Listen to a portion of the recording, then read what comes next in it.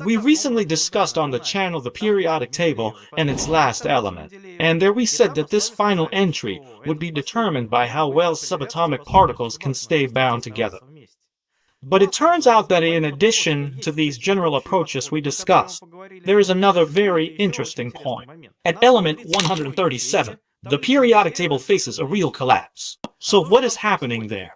What will happen to the matter that makes it to element 137? And how will the atom we are trying to place in this cell behave? This is what we are discussing today.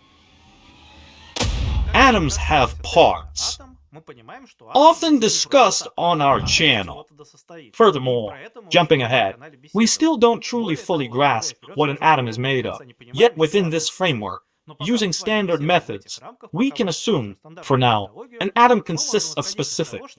Today, we will stick with this and use this approach. In this model, every atom has a nucleus, with electrons orbiting it. The nucleus itself is made of protons and neutrons.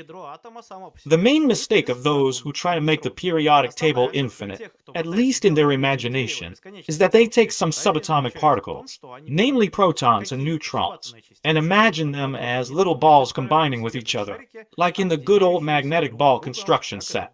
You all know it well. Seems these little spheres could merge forever. But here comes the most interesting part. It turns out that the little balls that form the nucleus, and especially the little ball that represents an electron around this nucleus, cannot be combined arbitrarily. They obey certain specific rules. And in order to get an atom, you need to take these rules into account. You cannot just take a certain number of subatomic particles and assemble some arbitrary atom from them. An atom actually obeys a certain periodicity, and we need to combine protons and neutrons. No balls! Более того, мы сейчас много раз сказали, что берутся шарики, которые объединяются друг с другом, и получается вроде как атом, но нам нужно... Complex quantum models there. Only particle-like.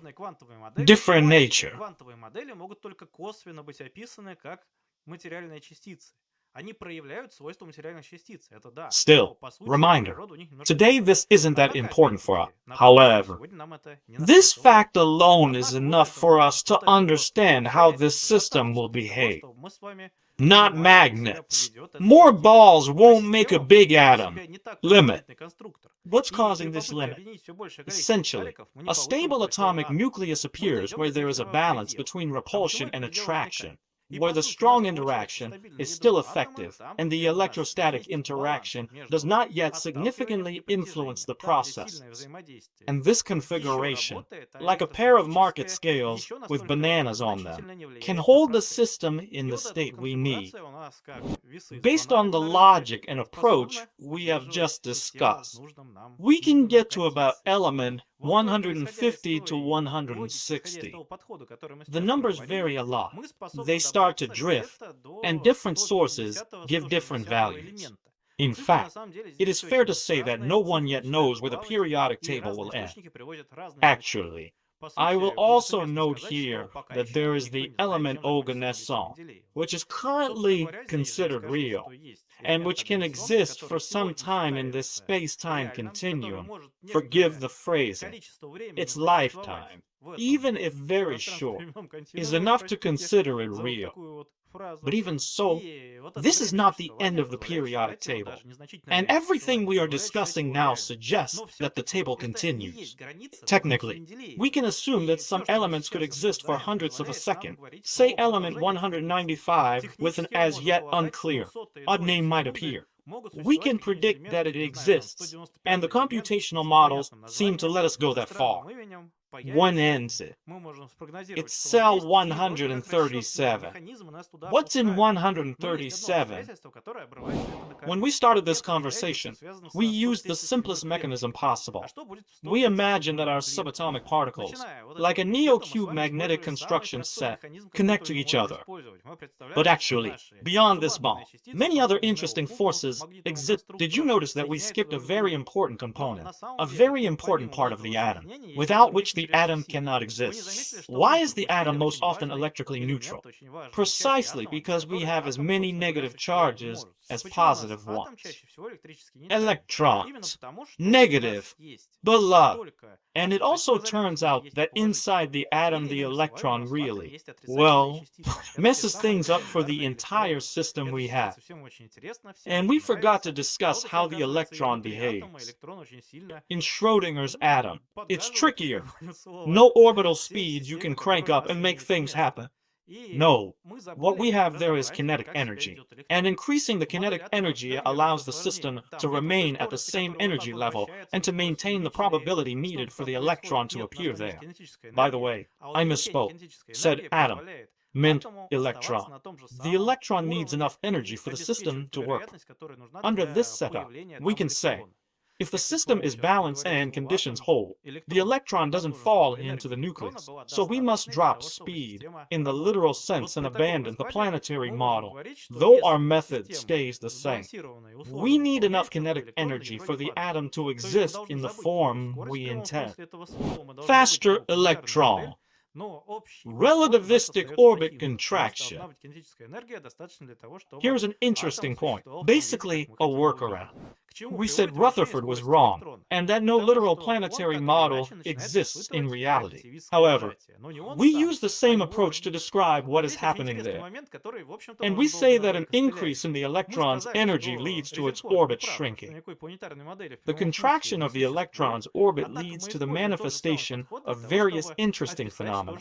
Crux! But one way or another, we're inching toward the 137th cell, where the periodic table's real catastrophe hides. This catastrophe, I hasten to say, happens earlier than the critical number of those same little balls we talked about as reach, those same particles that are trying to unite with each other. And this 137th cell is a true phenomenon. What kind? One closely linked to Dirac. In 1928, Paul Dirac formulated an equation describing electron behavior, accounting for both quantum and relativistic properties. And it is this damned equation, the equation we just mentioned, the equation formulated by Dirac to describe the strange behavior of the electron and to describe all its properties, both wave and particle. Let's just say that at some point it fizzles. How does the fizzle happen? Essentially, we already discussed how it happens. As nuclear charge rises, the attractive force increases, as you surely understand as well. The force of attraction increases, and for the system to remain stable, for everything to be as it was, and for the electron to remain in some form in its orbit, whatever it may be, we need to obtain enormous energy of this electron. Essentially, the electron would otherwise fall into the nucleus. Preventing that requires truly huge energy. Dirac's equation gives this energy, but the electrons is complex. Plainly, physically, this is utter nonsense. So we can say energy in the complex domain is complete nonsense, in physical terms.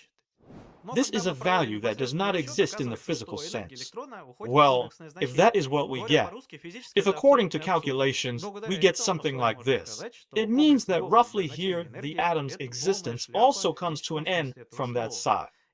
That is, we had at least one factor related to how the subatomic particles are arranged inside the atom and to their number. And on the other hand, we are constrained by the electron sitting at a certain distance, on a specific orbit for that electron. So we are in a curious spot. The periodic table could extend, yet must end. And it is in this cell, at this very point, that we should get the last atom of the periodic table. Unlike everything we discussed in the previous video, here we will have a hard physical limit for this table. If in the previous video we said that somewhere in theory we can extend the table to about the 170th element, element 137, periodic table limit. Still, I'll digress here, as I often do, and no, not everyone agrees with this. Some researchers say that in reality we might be able to get to around elements 150 to 160. However, most of the sources I went through to prepare for this video put the limit at element 137. 137th must be last. Then the periodic table structure is meaningless. 137 tops periodic table. Interesting.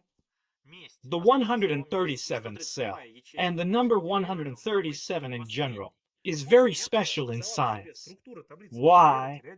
My cosmological constant video, 1/137. It was pretty funny that Eddington made a prophecy then. Absolutely. The number of apples on a tree, divided by the number of mice collecting those apples, and got the required number. It is like in that joke where a famous villain... No, that's not it. They computed some amount, divided by something, then claimed, oh, it's 2. The villain had 2 eyes. What a coincidence. Eddington still active. And Eddington was heavily ridiculed at that time. And a group of young guys, scientists of that era, who worked in physics, came along. They wrote a joke article, and this joke article went so far that it had to be retracted, with the help of some major publisher. Everything got so serious and amusingly tangled. 137 appeared. 1/137. Funny. So here we have the number 137, the 137th cell.